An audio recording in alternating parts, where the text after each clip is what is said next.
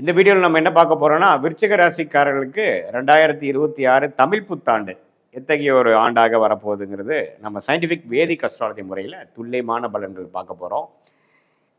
பரிகாரங்கள் அது மாதிரி விஷயத்துக்குள்ளே போகாமல், எந்த மூட நம்பிக்கையில் போகாமல், ஒரு கிரகம் ஒரு இடத்துல இருக்கும் பொழுது எத்தகைய ஒரு தாக்கத்தை கொடுக்க போகிறது, நம்மளுடைய கர்ம பலன் எப்படி செயல்பட போகிறது அப்படிங்கிறத சயின்டிஃபிக் வேதிக் அஸ்ட்ராலஜி முறையில் ஒரு அறிவியல் சார்ந்த இந்திய வேத ஜோதிட சாஸ்திர அடிப்படையாக நம்ம பார்க்க போகிறோம். இப்போ பாருங்க, விருச்சிக ராசிக்காரர்களுக்கு சனி 5ஆம் இடத்திலே நீடித்திருக்கிறார் ஆண்டு முழுவதும். அதே மாதிரி குரு பார்த்திங்கன்னா புத்தாண்டு பிறந்து முதல் ஒரு 45 நாட்கள் அஷ்டமத்தில் இருந்தாலும் ஜூன் மாதத்துக்கு அப்புறம் 9ஆம் இடத்துக்கு அற்புதமான ஒரு பலனை விருச்சிக ராசிக்காரர்கள் கொடுக்க போகிறார். ஏன்னா கடகத்தில் குரு உச்சம் பெற்று ராசியை 5ஆம் பார்வையாக பார்ப்பது மிகவும் நல்லது. 3ஆம் இடங்கிற முயற்சி ஸ்தானத்தையும் பார்க்கிறார். 5ஆம் வீட்டான தன்னுடைய வீட்டையும் பார்த்து சனியை திருட்பலம் கொடுத்து சனியின் கோரப்பார்வையை கொஞ்சம் குறைக்கிறார். ஸோ கண்டிப்பாக இந்த உச்சகுரு எப்போ கடகத்துக்கு வருகிறாரோ அப்போ கண்டிப்பாக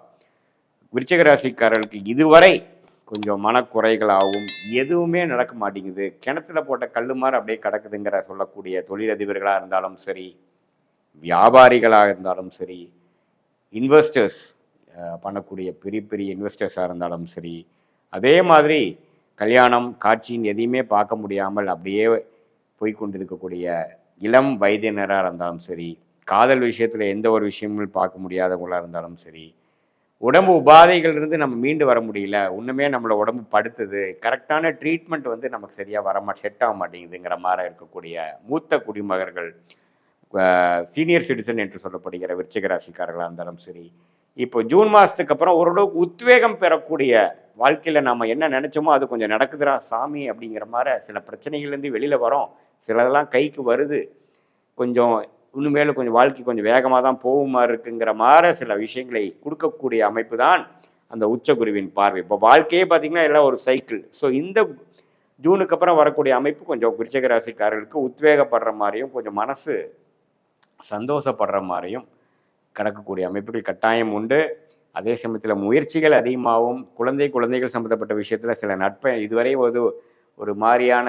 விஷயங்களாகவும் மனசுக்கு சந்தோஷமான விஷயங்கள் இல்லாமல் இருக்கும் பொழுது இப்போ ஓரளவுக்கு நல்ல அமைப்புகள் வருகிறது, பரவாயில்ல. இப்போ அது மூலமாக குழந்தைங்களால சில அனுகூலங்கள் நடக்கிறது, நல்ல பேர் வருது. பேரண்ட்ஸுக்கு கொஞ்சம் விருச்சிக ராசிக்காரராக தந்தையாராக இருந்தாலும் சரி, தாயாராக இருந்தாலும் குழந்தைங்களால சில நல்ல விஷயங்களும் இருக்கக்கூடிய பிரச்சனைகள் குறையிற மாதிரியும்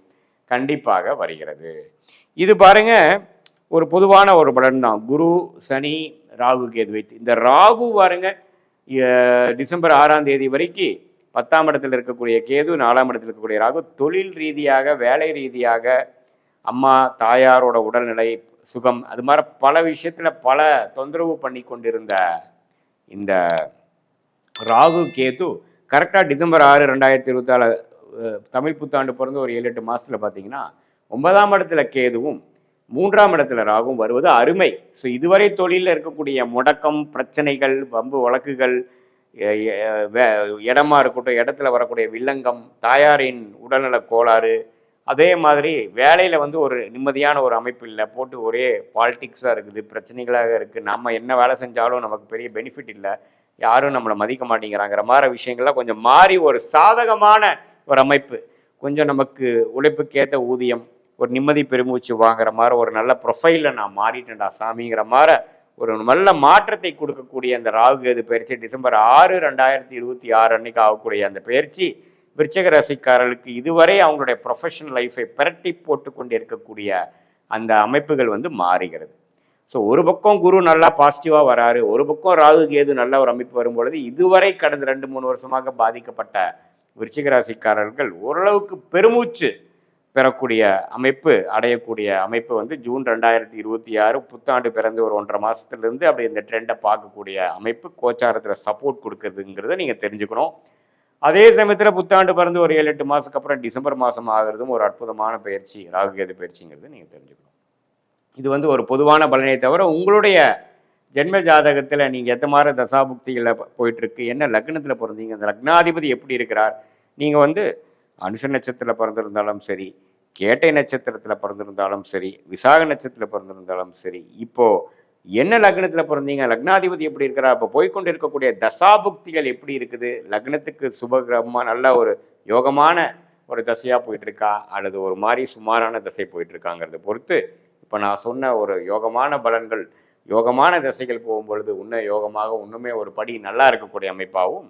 இல்லை ஒரு சுமாரான தசை தான் போயிட்டுருக்குங்க சாமி அப்படிங்கிறப்ப நம்மளுடைய தசைகள் வந்து நம்மளுடைய பிராப்தங்கள் நம்மளுடைய பலன்கள் நான் சொன்னது இன்னும் கொஞ்சம் குறைவாகவும் இருக்குங்கிறத நீங்கள் புரிஞ்சுக்கணும். இப்போ அது மூலமாக பிறந்த தேதி, பிறந்த நேரம், பிறந்த ஊர் வைத்து நம்ம வரக்கூடிய ஜாதகத்து மூலமாக நம்ம என்ன பார்க்க போகிறோம்னா, அடுத்த வரக்கூடிய காலங்கள் எப்படி ஷார்ட் டேர்ம் எப்படி மாதிரி ஒரு ட்ரெண்டு காட்டுது, லாங் டேர்ம் ட்ரெண்டு எப்படி காட்டுது, எது மாதிரி திசையில் நம்ம வாழ்க்கை போகுது, திருமண விஷயங்கள் எப்போ நடக்குது, குழந்தை விஷயங்கள் எப்போ நமக்கு பெறக்கூடிய அமைப்புகள் வருது, எது மாதிரி தசைகள் எப்போ வருது, எப்போ வேலை மாறலாம், எது மாதிரி வேலை, நம்ம வந்து எந்த செக்டாரில் போகலாம், அல்லது நம்ம வேலையோட தொழில் நல்லா இருக்குமா, தொழில் ஸ்தானம் எப்படி இருக்குது, வெளிநாடா உள்நாடா, அரசு உத்தியோகமா, கார்பரேட் லைஃபா, எது மாதிரி விஷயங்கள் நமக்கு நல்லா இருக்குங்கிற மாதிரி அமைப்பை தெரிந்து கொண்டு அதுக்கு தகுந்த மாதிரியான விஷயங்களில் நீங்கள் ஆர்வம் செலுத்தி அதில் போனீங்கன்னா உங்களுக்கு கண்டிப்பாக எளிதில் நம்ம வந்து நம்மளுடைய பிராப்தத்துக்கு நிகரான அமைப்பில் நீங்கள் போகிறனால எதிர் நீச்சல் போடாமல் போகும்போது நீங்கள் அது பண்ணுறப்பவே உங்களுக்கே தெரியும், என்னடா இதில் போனோம்னா கொஞ்சம் சீக்கிரமாக நடக்குது எல்லாமே, அதில் போனால் நமக்கு எல்லாமே அப்டக்கிள்ஸாகவே வருது அப்படிங்கிற மாதிரி உங்களுக்கு பண்ணி பார்த்தாவே தெரியும். ஏன்னா ஜோதிடம், உண்மையான ஜோதிடம் என்னென்னா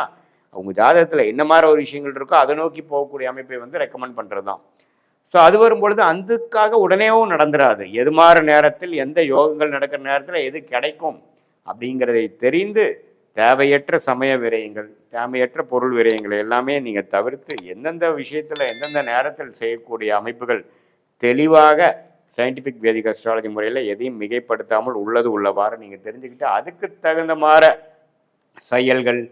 திட்டங்கள், செயல்பாடுகளை நம்ம செய்யும் பொழுது தேவையற்ற பார்த்திங்கன்னா நமக்கு ஃப்ரஸ்ட்ரேஷன், என்னடா நம்ம இவ்வளோ நாள் என்ன பண்ணாலும் வரல,